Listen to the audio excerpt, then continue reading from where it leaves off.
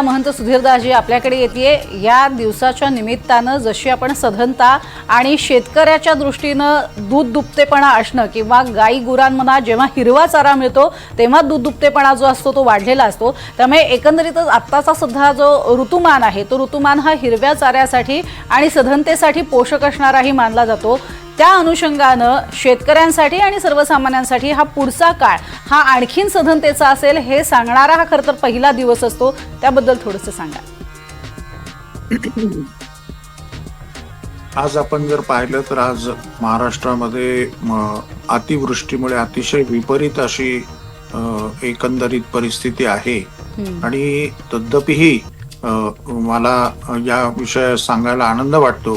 की शेतकरी कुठल्याही पद्धतीमध्ये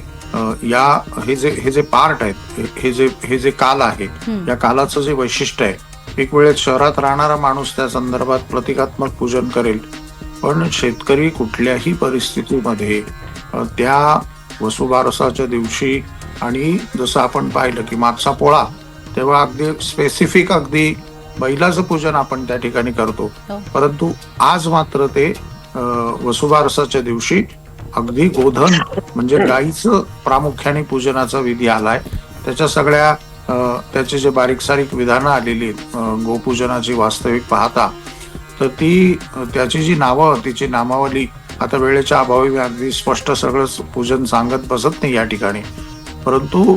33 कोटी देवतांचा वास हा गोमातेच्या ठिकाणी शास्त्राने सांगितलेला आहे। तर त्या कोटी काय आहेत, त्या कॅटेगरीज आहेत, त्या 33 प्रधान देवता त्या ठिकाणी आलेले आहेत आणि त्याच्या पूजनाचं एका केवळ गोमातेचं पूजन केल्यानंतर आपल्याला त्या सर्व देवतांच्या पूजनाचं फळ प्राप्त होतं। एवढी महत्वाची एक महत्व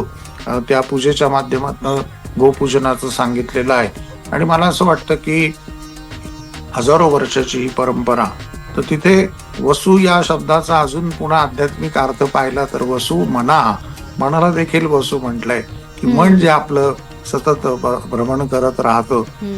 त्यालाही कुठेतरी आपण कंट्रोलमध्ये आणावं आणि वसु मनाहा तर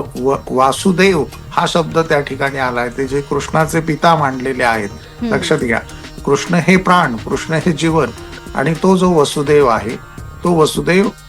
या सगळ्या सृष्टीचा सांभाळ करत असतो आणि तो त्या गोमातेच्या संदर्भामध्ये एक पूजनाचा मोठा आगळा वेगळा म्हणजे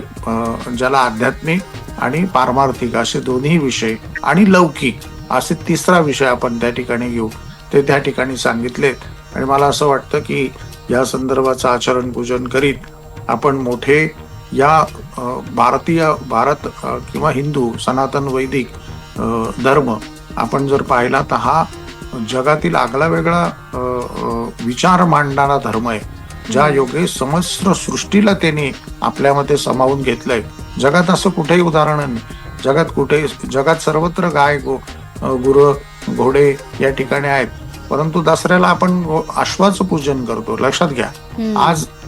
हे जे समग्र सृष्टी आहे, वटपौर्णिमेला आपण वडाचं पूजन करतो म्हणजे झाडाचं पूजन आहे, तर समग्र सृष्टीला आपल्यामध्ये पूजनीय स्थान दिलेलं आहे आणि असा विचार करणारा जगातला एकमेव धर्म हिंदू धर्म आहे।